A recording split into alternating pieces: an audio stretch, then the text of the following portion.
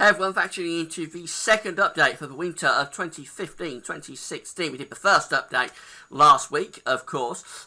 We know what we're doing. We're getting various aspects together, so things like solar activity, sea ocean temperatures, particularly in terms of El Nino, how quickly the Stoker is advancing across Russia. You know the story, what we're doing. We do these updates every week through the autumn, and eventually we build the updates up. We build and build and build till we get to the winter forecast, which very exciting today because I've got the date penciled in for winter forecast.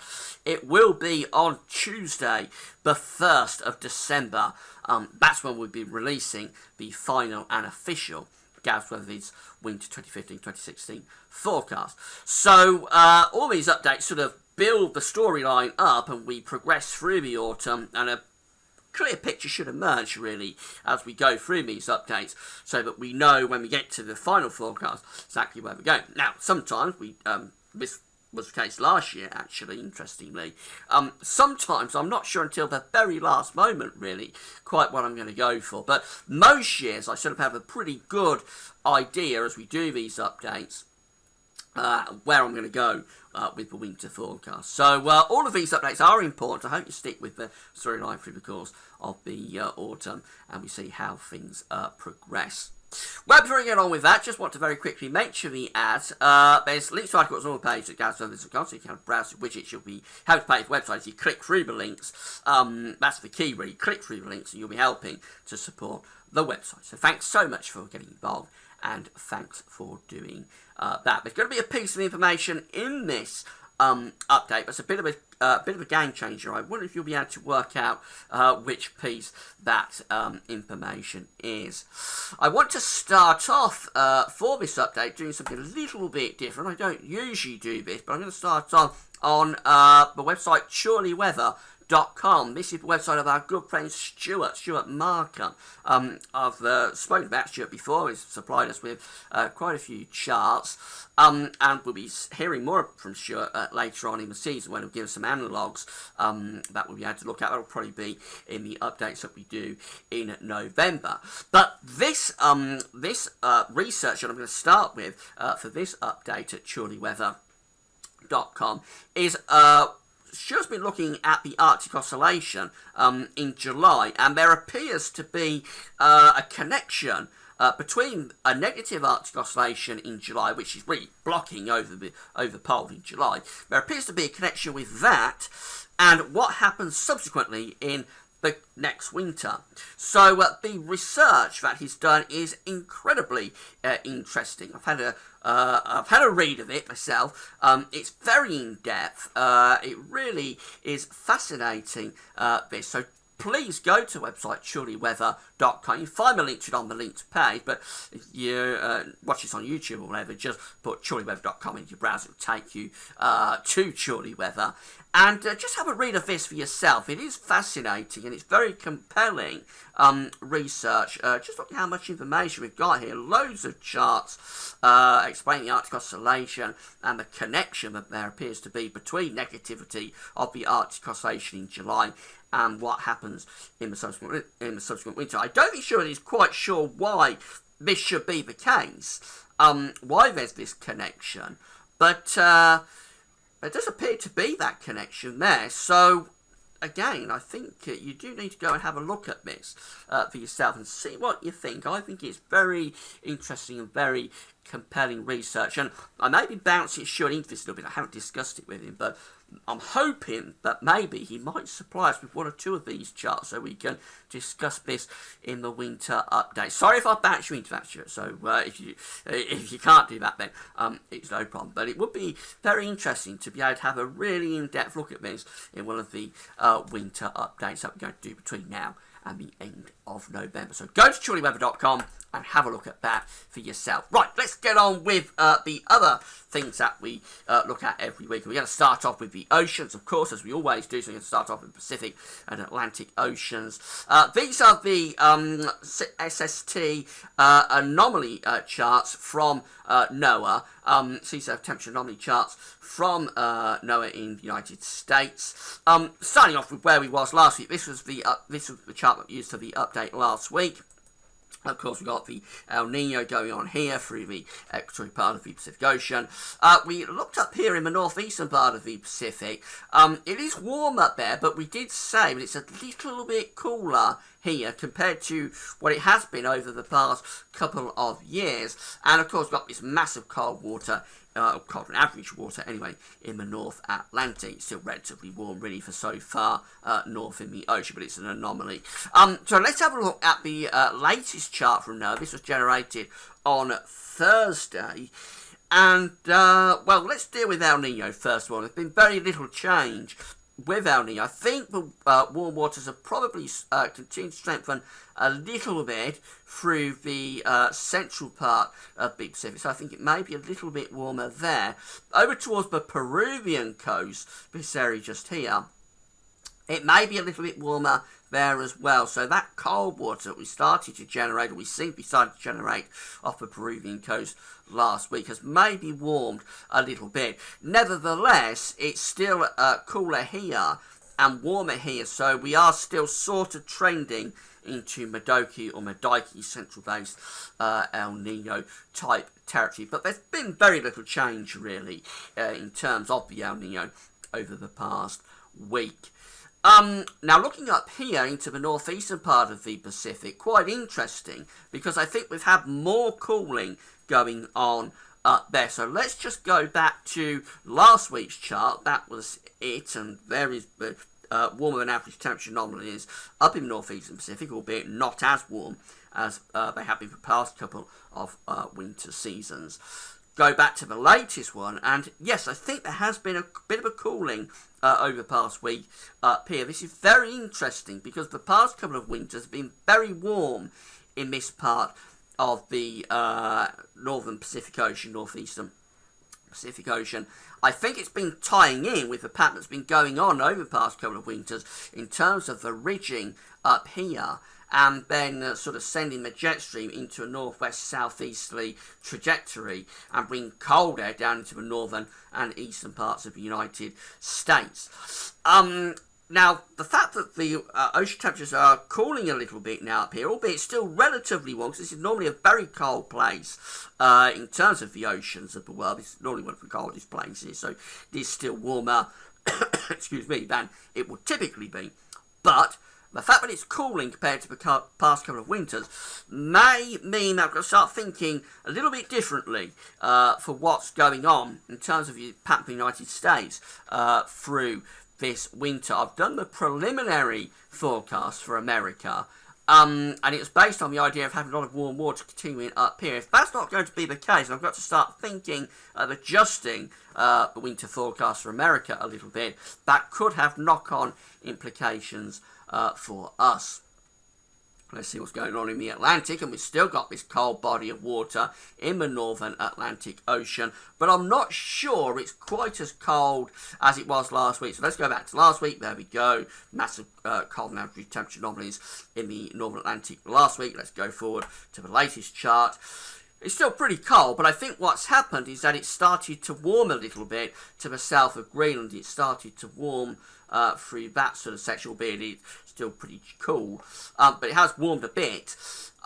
We've got to keep an eye on this because if it continues to warm up here with the tropical Atlantic fairly warm in this sort of zone, if it continues to warm to the south of Greenland, then in between we've got this cold water, and we may not be far from developing a tripole there. So we've got to see where that's going through the course of the autumn. It may come to nothing in terms of that warming to the south of Greenland. It could be that this cold water will just push back northwards again into Greenland. But if this cold water starts to go a little bit further southwards and it begins to warm up to the south of Greenland, I think we do need to be watching out for possibly evolving into a tripole type pattern. If we get a tripole, as we know, that is one of the signals for a colder than average winter with a negative North Atlantic oscillation. So let's wait and see where that's going.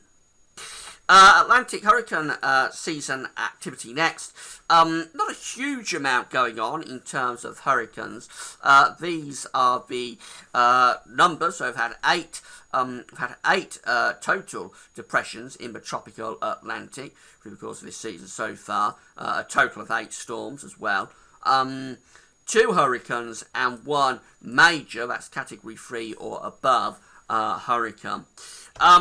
Now, this is important because it tends to tie back, when you get an active hurricane season, it tends to tie back later on to the chances of blocking over the pole, probably because a hurricane is distributing sort of hot air out of the tropics and dumping that warm air into the pole. So when you get these active hurricane seasons, we've not had one for quite a while, I think the last one was 2012, when you get these big hurricane seasons later on, it tends to translate back a little bit towards an increased chance of blocking. Incidentally, there's not going to be a hurricane coming our way through the course of the coming week, but there is going to be the remains of a Tropical Storm Henri. So that's going to give us a proper wet and windy time then on Wednesday. And this is one of the things I tend to look at as well, the way the autumn weather patterns are evolving. There is a theory where you get a cool and wet September, it can translate towards the chance of a colder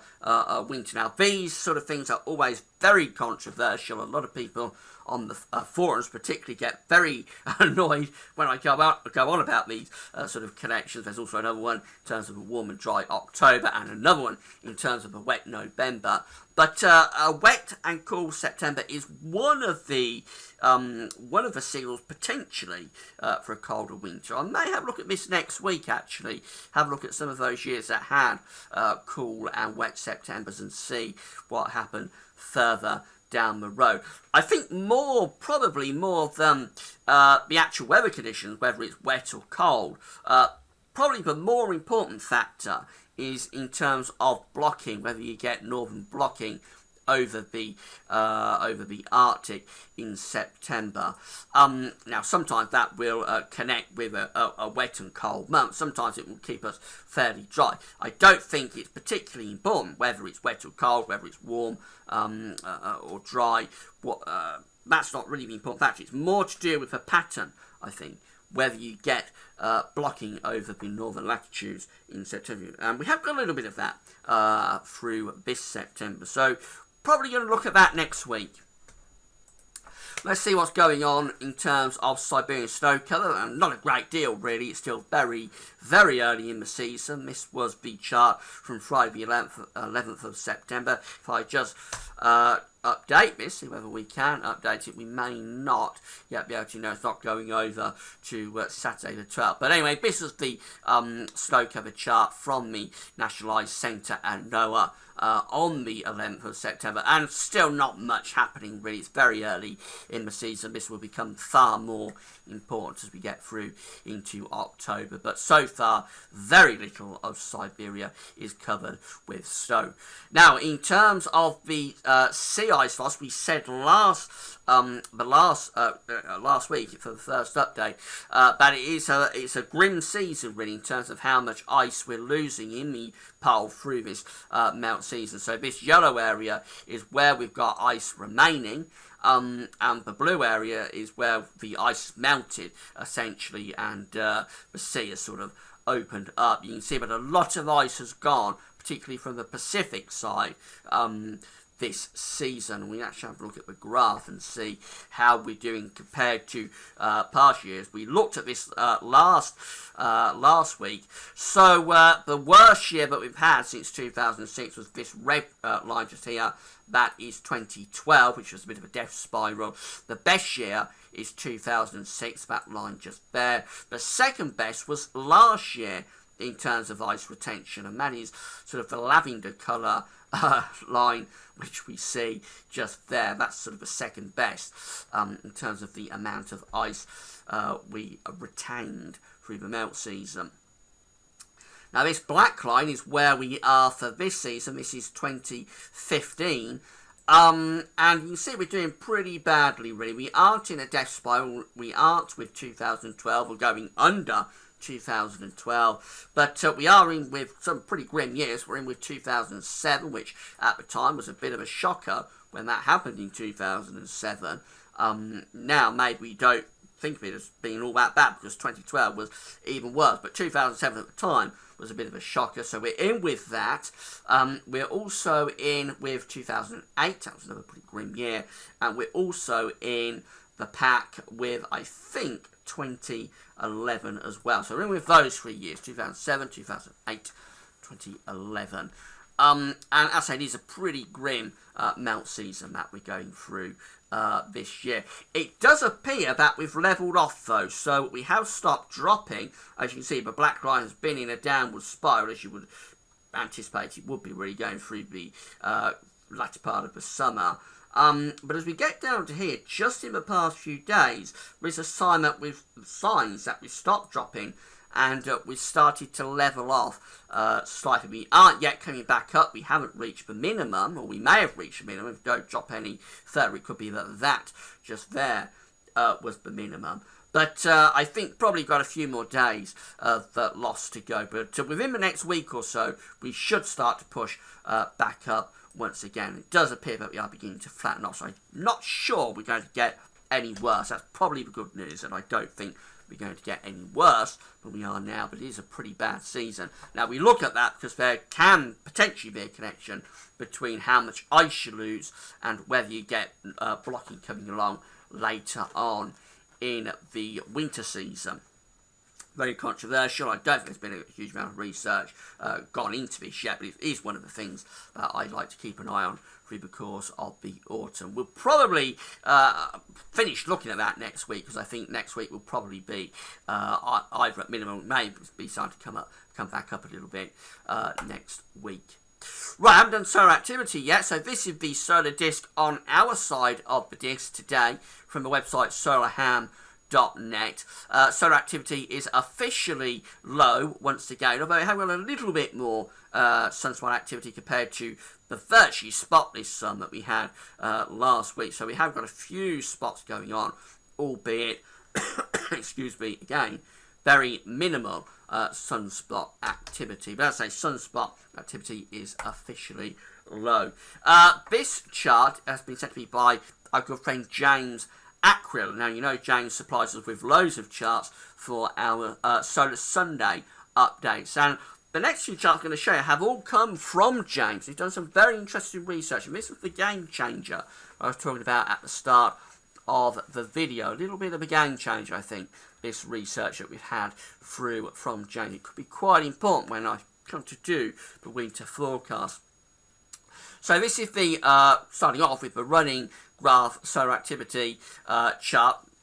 Starts from last winter and goes through to where we are now. I think what you can clearly make out with this red line is that overall the trend has been down since last winter. That's where we was last winter. And overall, although we've been rising and falling a little bit, overall the trend has been down. And this is up to date. This is bang up to date where we are right now. So we've got daily returns in with this, and we're just here gradually dropping down in towards solar minimum. We aren't at solar minimum yet, but we will be within the next 2 or 3 years. Now, we've been running very close to solar cycle 12. I've been explaining this in the Solar Sunday updates.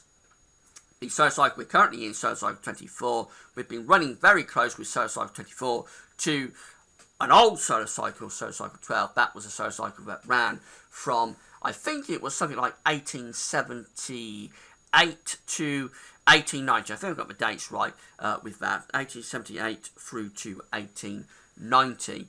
It was a weak solar cycle, as is the current solar cycle, of course. And this is the graph that James has given us for the Solar Sunday updates that sort of compare the 2 solar cycles. So the green coloured lines are solar cycle is solar cycle 12. The yellow and red coloured lines, solar cycle 24. And you can see that through this solar cycle we've been running very, very close, both in terms of where we've been getting these peaks and troughs in both of the solar cycles, and also in terms of the trend line, which is the sort of the thicker red and the thicker green line. So they've been running very, very close. Notice how they ramp up together, more or less just there, level off together, more or less just there, ramp up a second time, more or less together, just there, and then begin to drop down into solar minimum together, just there. So we've been running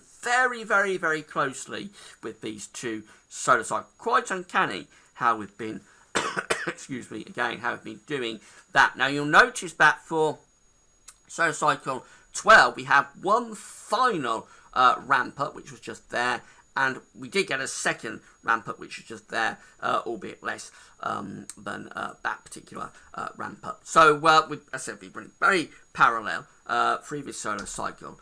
And, of course, we've been also running parallel with the winter central England temperatures. So, these are the CETs. I'm sure you've seen this in the Solar Sunday updates that we've been doing.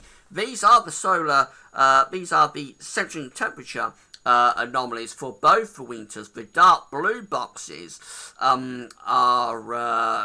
the winters of solar cycle 12. The lighter blue boxes are the winters for solar cycle 24, but solar cycle that we're currently in. So we start off at 1878, winter for 1877 and 1878 for solar cycle 12, and 2007, 2007, 2008 for solar cycle 24. So they're the first winters of both of those solar cycles. Both of them were mild. The second winters were very cold. The third winters were very cold. The fourth winters of both the solar cycles were very cold. The fifth winters go mild on both of these solar cycles. That is 1881, 1882, and 2011, 2012. Then we get this deviation through the sixth winter of both of the solar cycles. That is 1882, 1883, and 2012, 2013. This is the one winter in these two solar cycles that sort of deviates and departs a little bit, because the winter in solar cycle 12 was quite mild, and we know 2012, 2013 was a little bit colder than average, with a very cold March. Then we go back to trend as we go through to the seventh winter, with both winters of the solar cycle going very mild. And then we go up to last winter, the eighth winter of both of these solar cycles, which is 1884, 1885, and 2014, 2015. And both of them very, very close to average. The winter in the 1800s was a little bit milder than average. The winter just gone was ever slightly colder than average. But I think really the deviation there is under 0.5 of a degree on both winters, in both winters. So basically we can say they both came out around average. So that takes us up to this winter, and of course we've only got the data for the corresponding winter of solar cycle 12, which is 1885, 1886, and that was a colder winter. It's a colder than average winter. We've been sort of speculating that as we're running so close to solar cycle 12 with solar cycle 24, will we continue? And the winters have been running very closely with one another as well, been very closely aligned, except for that one. So I've been speculating, will we have a cold winter for this winter, which is the corresponding winter to 1885, 1886. Well, James have been looking at El Nino. El Nino's going back in time. So this chart James sent to me a while ago. These are El Nino years with winter central England temperature. Now we know we're having an El Nino for this winter. We know we're running very close to solar cycle 12 in terms of solar cycle 24, and we know that the winters have been running pretty parallel in terms of the central England temperatures of all of these winters. So let's go back and see what ENSO was doing in the year, in the winter, 1885, 1886. So we start on this chart with 2009, and then we go down to 2004, 2002, 1997, 1996, 1994. All the years that have got El Ninos going on. So let's run through the 20th century. There we go. We can see that very interestingly, the winter of 1940, that was a cold winter. It had an El Nino going on. But let's carry on going back through these years, and we can go all the way back to 1690, would you believe, with James' research. I don't know how he's compiled all of this, but very exhaustive work. Amazingly in depth. We can go right back to 1890, but the year we're interested in for this winter, of course, as we just explained, was 1885. 1886, and I'm just struggling to find it, but I know it's there somewhere. So where are we? We're just there, aren't we? So yes, we have got 1885, and the winter of 1885-1886 was an El Nino winter. We had an El Nino starting in 1885, and it carried on through the winter of 1885-1886. Now, we know this was a cold winter, so these are the central England temperatures. December 1885 comes out at 3.7. Not all that cold, an anomaly of just 0.3 degrees below average. But January was much colder at 2.1, an anomaly of 1.4 degrees below average. And February, coldest of all, at 1.5, was an anomaly of 3 degrees below average. So it did get progressively colder through this winter. And it was an El Nino winter. And we know we've got an El Nino winter going on for this winter. So, well, what do we make of it? It is very interesting, because we've been running with Solar Cycle 24 very closely in terms of the solar cycle anyway.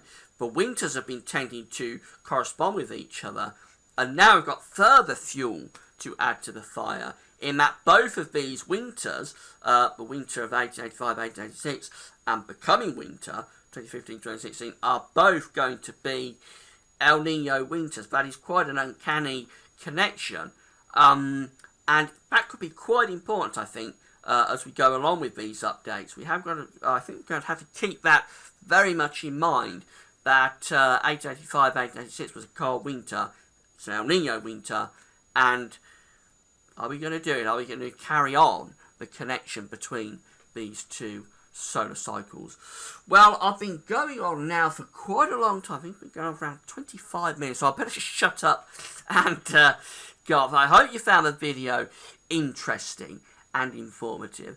We'll do another update next week. I think next week we're probably going to we may look at a little bit more research that James has sent through, because we have got a clear month that comes out coldest from all of these years, but we've got El Ninos going on. There is 1 month out of the 3 winter months that very often comes out colder than average. So I'll probably have a look at that research next week from James. I think we'll also have a look at September weather patterns and see whether there is a connection between cool and wet Septembers and the subsequent winters turning out cold. So that's it for a second update. Come back next week for the third update, and that's all for now. Thanks for watching.